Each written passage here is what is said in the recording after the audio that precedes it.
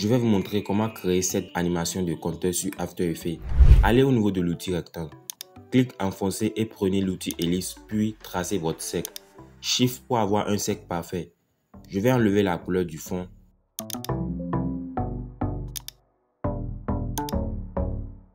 Je vais mettre la taille du contour à 50. Changez la couleur du contour et prenez une couleur sombre.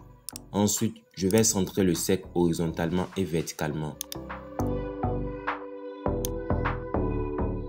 CTRL D pour dupliquer le cercle. Maintenant, on va changer la couleur du cercle dupliqué. Moi, je vais prendre la couleur jaune.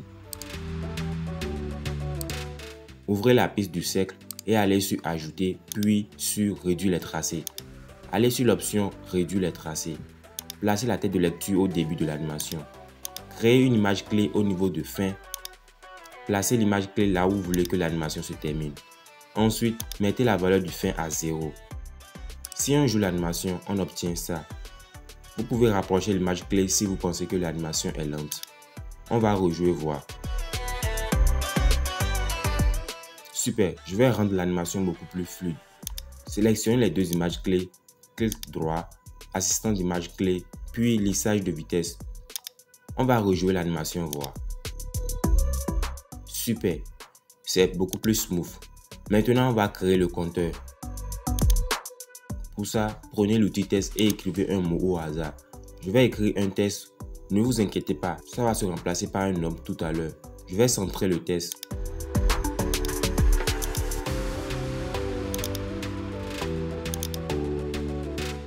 J'ai utilisé la police Poppins semi-bold. Sélectionnez le calque du test et faites CTRL plus espace pour afficher ce petit panneau.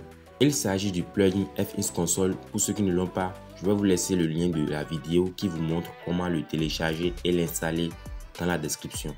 C'est simple. Vous pouvez utiliser l'option d'effet de After Effects. C'est pareil. Recherchez l'effet paramètres glissière et cliquez dessus pour ajouter au test. Super, l'effet est appliqué. Et la valeur du curseur est à 0.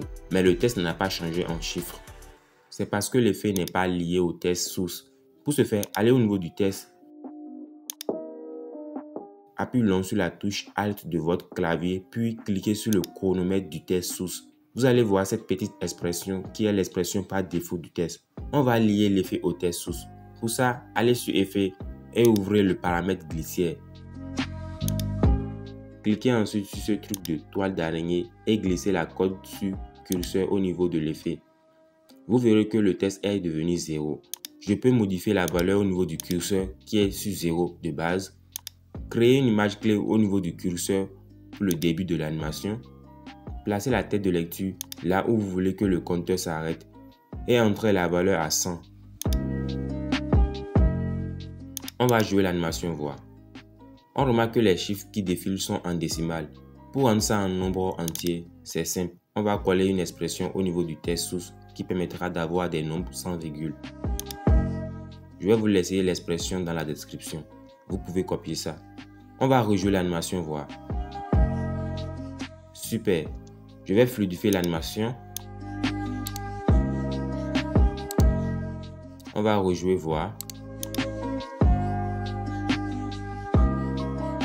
Super, il manque le symbole du pourcentage. Pour ça, ajoutez plus, double quote, pourcentage et c'est bon. On va rejouer l'animation voir.